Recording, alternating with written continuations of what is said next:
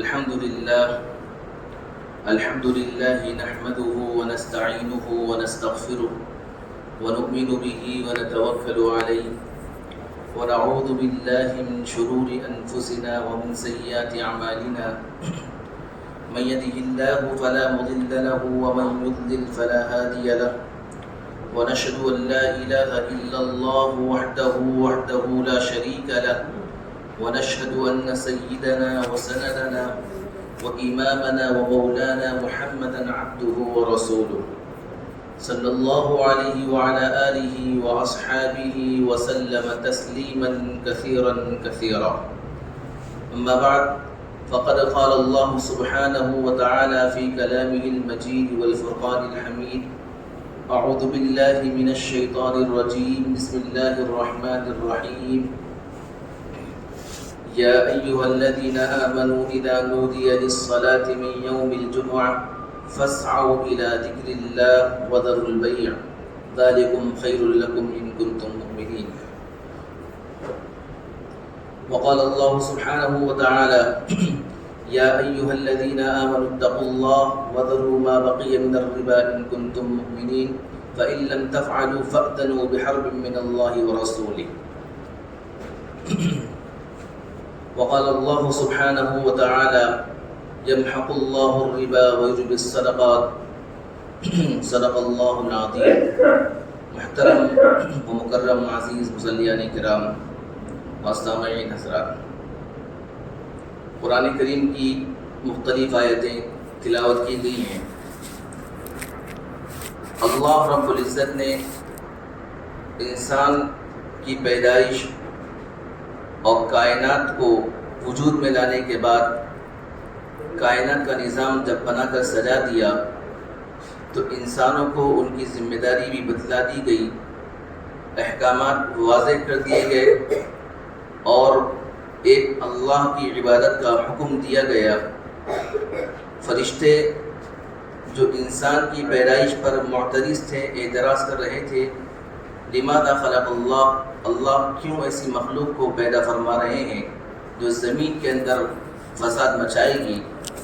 اللہ رب العزت نے آدم علیہ السلام کے ذریعے سے ان کے اعتراض کا جواب دیا، جس کی بنیاد پر وہ خاموش ہوئے اور آدم علیہ السلام کو دنیا کے اندر ایک واقعے کے بعد بھیجا گیا. ان کے ذریعے سے انسانی نسل آگے بڑھتی ہے اور لوگ اللہ وحدہ لا شریک لہ کی عبادت کے اندر مشغول ہوتے ہیں، اپنے کام کاج میں لگ جاتے ہیں. اللہ رب العزت نے روز اول ہی سے انسانوں کے تمام ان کی ذمہ داریاں، ان کے حقوق اللہ کے اعتبار سے، حقوق العباد کے اعتبار سے، نکاح کے اعتبار سے، معاملات کے اعتبار سے، صدقات کے اعتبار سے، قبولیت کے اعتبار سے ساری چیزیں واضح کر دی تھیں. چنانچہ جناب محمد الرسول اللہ صلی اللہ علیہ وسلم فرماتے ہیں الحلال بین والحرام بین، حلال بھی واضح ہے، حرام بھی واضح ہے. وبینہما مشتبہات، ان دونوں کے درمیان جو چیزیں ہیں مشتبہ چیزیں ہیں. آدمی کو حرام سے بھی بچنا ہے، مشتبہ چیز سے بھی بچنا ہے، کیونکہ اگر مشتبہ چیز سے پرہیز نہ کیا جائے تو اس کی مثال یوں لی جا سکتی ہے کہ ہمارے سامنے دو پلیٹ ہوں کھانے کی اور اس کے اندر کوئی چیز موجود ہو کھانے کے اعتبار سے، ایک کے اندر زہر ملا ہو، شبہ ہے، اور دوسری کے اندر زہر نہیں ملا ہے، لیکن کسی کو معلوم نہیں کہ کس پلیٹ کے اندر زہر ملایا گیا ہے. تو احتیاط کا تقاضا یہ ہے کہ آدمی دونوں پلیٹوں کو چھوڑ دے. کیا پتا کہ جس پلیٹ کو استعمال کر لیا جائے کھانے کے لیے اسی کے اندر وہ حرام چیز کے اندر زہر والی چیز موجود ہو، جس کی بنیاد پر آدمی موت کے منہ میں چلا جائے. یہی چیز اللہ کے نبی فرماتے ہیں الحلال بین والحرام بین، حلال واضح ہے، والحرام بین، حرام بھی واضح ہے. وبینہما مشتبہات، اور ان دونوں کے درمیان بعض چیزیں ایسی ہوتی ہیں جو ظاہری اعتبار سے کم علمی کی وجہ سے، ناواقفیت کی وجہ سے یا کسی اور بنیاد کی وجہ سے وہ چیز واضح ہو کر سامنے نہیں آ پاتی، مشتبہ ہو جاتی ہے. اللہ کے نبی فرماتے ہیں کہ اس سے بھی احتراز کرو. اس سے بھی احتیاط کیا جائے. جس طرح کی دنیا کے اندر انسان اپنے قدم پھونک پھونک کر کاروبار کے اندر کاروبار کرتا ہے، اپنے معاملات کو طے کرتا ہے، اپنے نفع کو دیکھ لیتا ہے، وہ چیز جس کے اندر واضح نقصان ہے، وہ چیز جس کے اندر نقصان کا شبہ بھی ہے، آدمی اس سے احتیاط کرتا ہے. اسی طریقے سے اللہ رب العزت نے حلال کو واضح کیا ہے، اور اللہ رب العزت نے ہم پر یہ ذمہ داری لازم عائد کی ہے کہ جو چیزیں حرام ہیں ان سے بچو. حرمت علیکم المیتہ والدم ولحم الخنزیر، اے لوگوں تم پر حرام کر دیا گیا ہے المیتہ مردار جانور، چاہے کہ وہ زندہ چاہے کہ وہ جانور حلال تھا لیکن مردار ہونے کے اعتبار سے حرمت حرام قرار دے دیا گیا. المیتہ والدم خون حرام قرار دیا اللہ رب العزت نے قرآن پاک کے اندر سورہ مائدہ کے اندر. والخنزیر ولحم الخنزیر وما اہل بہ لغیر اللہ، اور وہ جانور جو غیر اللہ کے نام پہ ذبح کیا گیا ہو، اللہ کے نام کے علاوہ غیر اللہ کے نام پر استعمال کیا گیا ہو، چاہے کہ جناب محمد الرسول اللہ صلی اللہ علیہ وسلم کی ذات گرامی کیوں نہ ہو، اللہ کے علاوہ کسی دوسرے کے نام پر اگر استعمال کیا گیا، کسی دوسرے کے نام پر ذبح کیا گیا، وما اہل بہ لغیر اللہ کے تحت یہ چیز حرام ہو جاتی ہے. ولحم الخنزیر، اور خنزیر کا گوشت اللہ رب العزت نے حرام قرار دیا ہے. سارے کے سارے اعضاء اس کے حرام قرار دیے گئے ہیں نکاح کے اعتبار سے. حرمت علیکم امہاتکم وبناتکم واخواتکم، اے لوگوں تم پر حرام ہے نکاح کرنا تمہاری ماؤں سے. وبناتکم تمہاری بیٹیاں، وخالاتکم وعماتکم، یہ ساری چیزیں اللہ رب العزت نے وضاحت کے ساتھ تفصیل کے ساتھ بیان کر دی گئی ہیں. اس کے اندر کوئی کسی قسم کا شبہ نہیں ہے، بالکل واضح ہے. والحرام بین، یہ ساری چیزیں واضح ہیں. ایک آیت آپ حضرات کے سامنے تلاوت کی گئی، یا ایھا الذین آمنوا اذا نودی للصلاۃ من یوم الجمعہ، اے ایمان والوں جب جمعہ کی اذان دے دی جائے، فاسعوا الی ذکر اللہ، تو اللہ رب العزت کے ذکر کی طرف آگے بڑھتے ہوئے چلے جاؤ. وذروا البیع، تجارت کو چھوڑ دو، کاروبار کو چھوڑ دو، خرید و فروخت کو چھوڑ دو. یہ حکم امر ہے، اور اللہ رب العزت جب امر کے ذریعے سے کوئی حکم امت پر لازم کرتے ہیں تو اس پر عمل کرنا فرض کے درجے میں ہوتا ہے. بار بار یہ بات بتلائی جا چکی ہے کہ جب جمعہ کی اذان ہو جائے تو اس وقت جمعہ کی اذان کے بعد صرف ایک چیز کی گنجائش رہ جاتی ہے کہ آدمی جمعہ کی تیاری میں لگ جائے.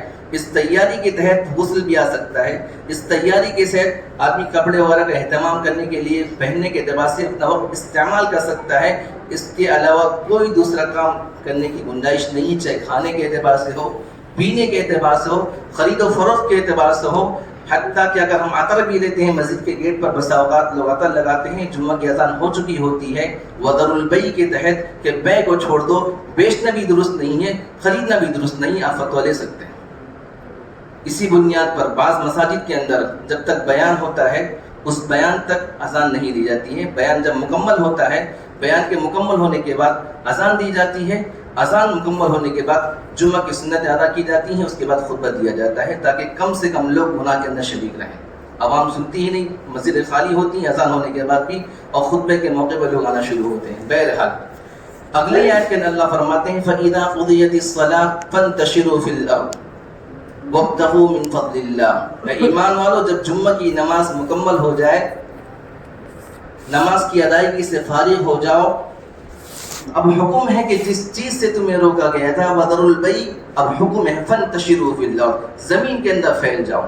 وَابْتَغُوا مِن فَضْلِ اللَّهِ، اللہ کے فضل کو تلاش کرو.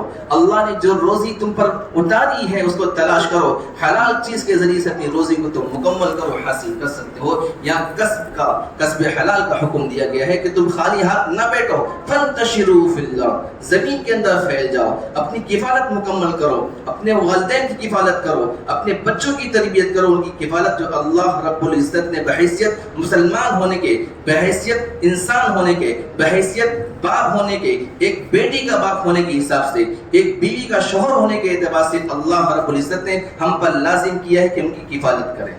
فَانتَشِرُوا فِي الْأَرْضِ، زمین کے اندر پھیل جاؤ. وابتغوا من فضل اللہ، اللہ رب العزت نے جو روزی تم پر تمہارے لیے مقدر کی ہے اس کو تلاش کرو. اللہ رب العزت نے حکم دیا کہ تم روزی کو تلاش کرو، کاروبار کے ذریعے سے کرو، کسی اور چیز کے ذریعے کرو، بس اس چیز کا لحاظ رکھا جائے گا کہ وہ چیز حلال ہو، حرام نہ ہو. اسی بنیاد پر کفالت کرنا فرض ہے. اور کوئی آدمی شادی کرنے کے بعد، نکاح کرنے کے بعد اپنی اس ذمہ داری سے منہ چراتا ہے، دور بھاگنے کی کوشش کرتا ہے، تو وہ حقوق العباد کا مجرم کہلائے گا. بچہ جب تک بالغ نہ ہو جائے، چھوٹی بچی جب تک بالغ نہ ہو جائے، اس کا نکاح نہ کر دیا جائے، اس وقت تک مکمل ذمہ داری اللہ رب العزت باپ کے سر ڈالتے ہیں. اور اس ذمہ داری کے ادا کرنے کے بعد جناب محمد رسول اللہ صلی اللہ علیہ وسلم فرماتے ہیں کہ جس نے کسی ایک بچے کی تربیت کی، 2 بچوں کی تربیت کی، 3 بچوں کی تربیت کی، ان کی کفالت کی اور بلوغت کے بعد ان کا نکاح کر دیا، تو وہ لوگ جنت میں داخل ہو جائیں گے. بعض روایتوں میں ہے کہ میرے پڑوسی بھی ہوں گے. بشارت یوں بتلائی گئی ہے. یہ واضح ہے حلال کے اعتبار سے. اور اسی طریقے سے وہ چیزیں جو واضح ہیں حرام ہونے کے اعتبار سے، جس طریقے سے ہم مردار کو کھانا حرام سمجھتے ہیں، جس طریقے سے ہم خون کے استعمال کو حرام سمجھتے ہیں، جس طریقے سے ہم خنزیر کے گوشت کو حرام سمجھتے ہیں، اسی طریقے سے اللہ رب العزت نے وہ چیزیں جو ممنوع ہیں، جو حرام ہیں، جو امت کے لیے استعمال کرنے کے اعتبار سے حرام ہیں، ان سے بچنا ضروری نہیں بلکہ فرض عین کا درجہ ہے. انہی میں سے انتہائی اہم چیز جسے ہم نے بالکل ایک نیا نام دے دیا ہے، اور نئے نام دینے کے ساتھ اس کی جو قباحت دل میں ہونی چاہیے، یا اس سے جس قدر ہم حرام چیزوں سے بچنے کی کوشش کرتے ہیں، مردار سے بچنے کی کوشش کرتے ہیں، خنزیر کے گوشت سے بچنے کی کوشش کرتے ہیں، شراب نوشی سے ہم اپنے آپ کو بچانے کی کوشش کرتے ہیں، بالکل اسی طریقے سے اللہ رب العزت نے سود کو بھی حرام قرار دیا. سود بھی اللہ رب العزت نے حرام قرار دیا ہے. اور آیت کے اندر اللہ رب العزت نے ارشاد یہ فرمایا ہے کہ اگر تم سود کو حرام نہیں سمجھو گے تو میں تو کافی ہوں عذاب دینے کے لیے، لیکن ایسے لوگوں سے میں ببانگ دہل یہ اعلان کرتا ہوں کہ ایسے لوگوں سے میرا اعلان جنگ ہے. میں ایسے لوگوں سے جنگ کا اعلان کرتا ہوں. یمحق اللہ الربا ویربی الصدقات، اللہ رب العزت ربا کو مٹاتے ہیں، ویربی الصدقات، اور صدقات کو فروغ دیتے ہیں. اسی طریقے سے اللہ رب العزت فرماتے ہیں جب کفار مکہ نے یہ دعویٰ کیا انما البیع مثل الربا، بیع، خرید و فروخت، تجارت مثل الربا، سود کی طرح ہے، تو اللہ رب العزت نے ان کا یہ جواب دیا وَأَحَلَّ اللَّهُ الْبَيْعَ وَحَرَّمَ الرِّبَا، بیع اور سود دونوں ایک نہیں ہیں، بلکہ اللہ فرماتے ہیں احل اللہ البیع، اللہ نے بیع کو حلال کیا، وحرم الربا، اور ربا سود کو اللہ رب العزت نے حرام قرار دیا. یہ چیز بھی واضح ہو چکی ہے. فَإِن لَّمْ تَفْعَلُوا فَأْذَنُوا بِحَرْبٍ مِّنَ اللَّهِ وَرَسُولِهِ، اے ایمان والو اگر تم اس سے بچو گے نہیں، اس سے تم دور نہیں بھاگو گے اور تم اس کے اندر بالکل غرق ہو جاؤ گے، فَإِن لَّمْ تَفْعَلُوا فَأْذَنُوا بِحَرْبٍ مِّنَ اللَّهِ وَرَسُولِهِ، تو اللہ رب العزت ایسے لوگوں سے اعلانی جنگ کرتے ہیں کہ جو لوگ سود سے نہیں بچیں گے، اپنے آپ کو نہیں بچائیں گے، اپنے بچوں کو نہیں بچائیں گے، تو دنیاوی اعتبار سے طرح طرح کے مشکلات کا شکار ضرور ہوں گے. لیکن اللہ رب العزت نے دردناک عذاب نازل کرنے کے باوجود بھی ان کے لیے ایک بڑی وارننگ دی ہے کہ اللہ رب العزت ایسے لوگوں سے اعلانی جنگ کرتے ہیں. اور کون ہے وہ ذات جو اللہ رب العزت کا مقابلہ کر سکے؟ ایک قوم تھی، قوم عاد، قوم سمود. ان لوگوں نے اللہ رب العزت کے سامنے یہ چیلنج کیا تھا کہ ہے کوئی جو ہمارا مقابلہ کر سکے؟ اللہ رب العزت نے بڑی طاقت و قوت سے نوازا تھا اس قوم کو. روایت میں آتا ہے کہ ان کے ناخن اس قدر مضبوط تھے کہ یہ لوگ اپنے ناخنوں کے ذریعے سے پہاڑوں کو تراشتے تھے اور تراش کر اپنے شاندار مضبوط عمارت کے ذریعے گھر بنایا کرتے تھے. اللہ رب العزت حضرت ہود علیہ السلام، حضرت صالح علیہ السلام کو بھیجا ان کی ہدایت کے لیے. یہ دعوت دیتے رہے یہ لوگ، لیکن اللہ رب العزت کے سامنے چیلنج کرتے رہے. تو اللہ رب العزت نے سورہ حاقہ کے اندر ان کے عذاب کا تذکرہ کیا ہے کہ اللہ رب العزت نے مسلسل 7 راتیں اور 8 دن تک ان پر طوفانی ہوا کو نازل کیا. كذبت ثمود وعاد بالقارعة فأما ثمود فأهلكوا بالطاغية وأما عاد فأهلكوا بريح صرصر عاتية سخرها عليهم 7 ليال. ان پر ہم نے 7 راتوں کو مسلط کیا، و8 ایام، اور مسلسل 8 راتوں تک ان پر جو ہے ہوائیں ہم نے جھونک دی. حزوما فطر القوم فيها صرعا كأنهم اعجاز نخل خاویہ. بالکل دردناک انداز میں بیان کرتے ہیں کہ جب ہوا بند ہوتی ہے تو نقشہ دیکھنے کے لائق ہوتا ہے. اللہ فرماتے ہیں قرآن پاک کے اندر 29 پارے کے اندر، ان کی لاشیں ایسی پڑی ہوئی تھی جیسے لمبے لمبے ترکول کے درخت، ناریل کے درخت زمین پر پڑے ہوتے ہیں. کہاں گئے وہ لوگ جو اللہ کو چیلنج کرنے والے تھے؟ اللہ رب العزت فرماتے ہیں کہ جو لوگ سود سے نہیں رکتے ہیں، سود سے نہیں باز آئیں گے، فَإِن لَمْ تَفْعَلُوا، تو ٹھیک ہے، فَأْذَنُوا بِحَرْبٍ مِّنَ اللَّهِ وَرَسُولِهِ، اللہ کی طرف سے اور اس کے پیغمبر رسول جناب محمد رسول اللہ صلی اللہ علیہ وسلم کی طرف سے ایسے لوگوں کے لیے اعلان جنگ ہے. یہ بہت بڑی وارننگ ہے. اللہ رب العزت نے کسی قوم، کسی بھی عبادت کے تعلق سے یا کسی بھی حکم کے تعلق سے نہ ماننے کے اعتبار سے اللہ رب العزت نے صاف صاف اس کے عذاب کا ذکر فرمایا. چنانچہ جو لوگ زکوٰۃ کی ادائیگی نہیں کرتے ہیں، فرمایا اللہ رب العزت نے قرآن پاک کے اندر سورہ نحل کے اندر کہ ایسے لوگوں کے مال کو کل قیامت کے دن سونے کے چاندی کو گرم کیا جائے گا اور اس کے ذریعے سے ان کی پشت کو داغا جائے گا. ہر چیز کے تعلق سے اللہ رب العزت نے ان کے عذاب کو بیان کر دیا. لیکن جب سود کے تعلق سے کوئی بات آئی تو اللہ رب العزت فرماتے ہیں کہ عذاب تو جو ہونا ہے ہوگا، لیکن ایسے لوگوں کو میں دنیا کے اندر وارننگ دیتا ہوں کہ ایسے لوگوں سے میں اعلان جنگ ہے میرا اور ان سے میں باقاعدہ جنگ کروں گا. لہذا بالکل اس سے پرہیز کرنے کی ضرورت ہے، بہت زیادہ احتیاط کی ضرورت ہے. یمحق اللہ الربا ویربی الصدقات، اللہ رب العزت فرماتے ہیں کہ اللہ رب العزت سود کو مٹاتے ہیں. لہذا سودی معاملات جتنے بھی ہیں یہ سارے کے سارے نص قرآنی کے اعتبار سے، قرآن کریم کی نص کے اعتبار سے صاف صاف واضح اعتبار سے، والحرام بین کے اعتبار سے واضح ہے. اس کے اندر کوئی شبہ کی گنجائش نہیں، کسی بھی اعتبار سے گنجائش نہیں. شکلیں بنا دی گئی ہیں، بہت سی چیزیں سامنے لا دی گئی ہیں اور لوگ حوالہ دیتے ہیں کہ فلاں صاحب کرتے ہیں، فلاں مولانا صاحب بھی کرتے ہیں. یہ چیزیں ہماری دلیل نہیں بن سکتی. قرآن ہمارے سامنے جب موجود ہے، قرآن کریم ہمارے سامنے موجود ہے، قرآن کریم کے مطابق ہمیں عمل کیا جائے گا، قرآن کریم کے ضابطے کے مطابق عمل کیا جائے گا. قرآن کریم کے اندر جو اللہ رب العزت نے احکامات بیان کیے ہیں انہی احکامات کو فالو کیا جائے گا، اسی پر عمل کیا جائے گا.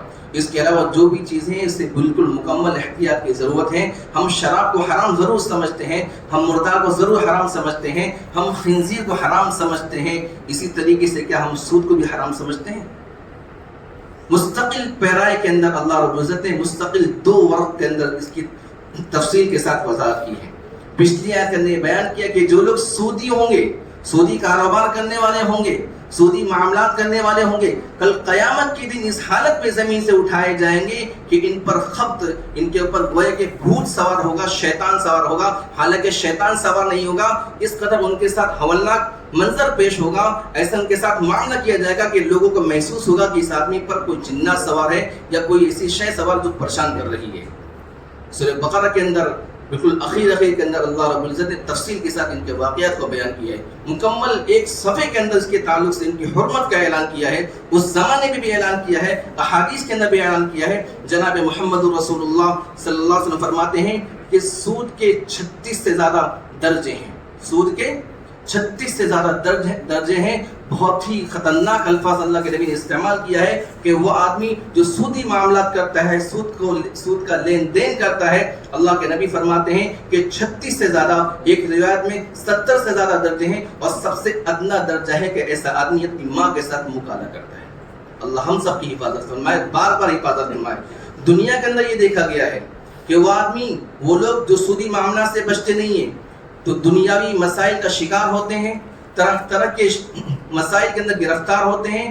اور سب سے اخیر میں یہ ہوتا ہے کہ جب اس مال کے ذریعے سے ہمارا جسم پرورش پاتا ہے، ہمارے اعضاء بنتے ہیں، ہمارے بچوں کی پرورش ہوتی ہے، اور ان کا کھانا حلال، ان کا کھانا حرام ہوتا ہے، ان کا پینا حرام ہوتا ہے. اور تو اللہ رب العزت اس حرام مال کی قباحت کی وجہ سے، اس حرام مال کی نحوست کی وجہ سے اللہ رب العزت ان کی دعا کو قبول نہیں فرماتے. چنانچہ اللہ فرماتے ہیں وہ لوگ مطعمہ حلال مطعمہ حرام، کہ جن کا کھانا حرام، ومشربہ حرام، جن کا پینا حرام، اور جن کی پرورش حرام مال سے ہوئی وہ دعا کرتے ہیں یا رب اے میرے پروردگار، اے میرے پروردگار۔ اللہ کے نبی فرماتے ہیں کہ حدیث قدسی کے اندر اللہ کے نبی فرماتے ہیں این یستجاب لک، میں تمہاری دعا کو کیسے قبول کروں؟ تمہارا کھانا حرام، تمہارا پینا حرام، وغذی بالحرام، حرام مال سے تمہاری پرورش کی گئی، حرام مال سے تمہارے اعضاء تیار ہوئے، تمہارا جسم جو جوان ہوا وہ حرام مال سے پرورش ہو کر جوان ہوا، کیسے تمہاری دعا کے اندر طاقت آ سکتی ہے؟ کیسی تمہاری دعا قبول ہو سکتی ہے؟ جو چیز بالکل واضح ہے، کوئی شک و شبہ کی گنجائش نہیں ہے، تو کیوں ہم اس طرح کی چیزوں کے اندر گرفتار ہوتے ہیں؟ جب ہم ساری چیزوں کو حرام سمجھتے ہیں، ماں کے ساتھ نکاح کو حرام سمجھا جاتا ہے، اور اسی طریقے سے وہ ساری چیزیں جو اللہ رب العزت نے حرام کر دی ہیں، شراب نوشی کو حرام کر دیا ہے، اسی طریقے سے بالکل بھی ہمیں سود کے معاملے کے اندر یہ بات بالکل ٹوک کہنا چاہیے اور اس سے مکمل احتراز کرنا چاہیے، جس طریقے سے ہم دیگر حرام چیزوں سے اپنے آپ کو بچاتے ہوئے آتے ہیں۔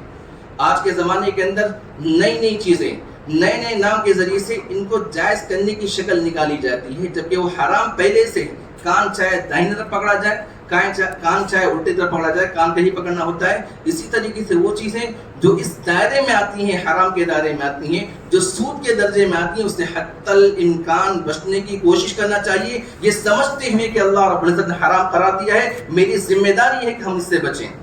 ہماری یہ ذمہ داری ہے کہ ہم ایسے مال سے اپنے بچوں کی پرورش نہ کریں، ایسے مال کے ذریعے سے اپنے جسم کی پرورش نہ کریں، ایسے مال کو کسی طریقے سے ہم استعمال نہ کریں۔ اللہ کے نبی فرماتے ہیں کہ بغیر طہارت کے نماز مقبول نہیں ہوتی، اور اسی طریقے سے وہ صدقہ جو دھوکے سے آدمی نے مال کمایا ہو، چھین کر مال لایا ہو، حرام مال لایا ہو، ایسے صدقے کو حرام قبول نہیں کیا جاتا، بلکہ یہ صدقہ اس آدمی کا وبال بن جاتا ہے۔ یاد حتی الامکان اس سے بچنے کی کوشش کریں۔ بہت سارے معاملات ہمارے سامنے آتے ہیں، آپ علماء کرام سے رابطہ کریں گے تو انشاءاللہ شکلیں نکلیں گی، اس کی کچھ دوسرے ذریعے سے اس کا راستہ انشاءاللہ نکل سکتا ہے، لیکن یہ چیز بالکل بھی اس کی گنجائش نہیں ہے کہ ہم صاف کوئی چیز جو حرام اس کو حلال کرنے پہ تل جائیں۔